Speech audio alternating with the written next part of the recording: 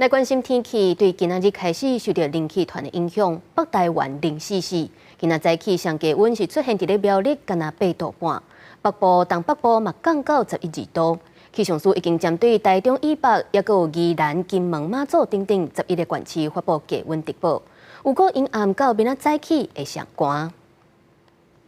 因为受到强烈大陆冷气团的影响，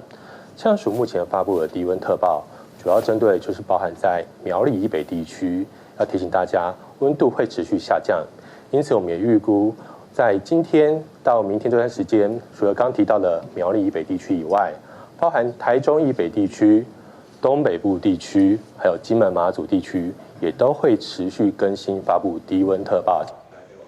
气象署表示，受到冷气团也有华南云雨区的影响，今仔日中部以北、东北部这个所在低温拢干那8度至11度。 南台湾嘛降到13度左右，有个会寒到礼拜，冷气团才会减弱，温度才会回升。后礼拜二各地会恢复到高温30度稍热的天气，不过拜三又搁有冷气团报道，天气又搁会变寒。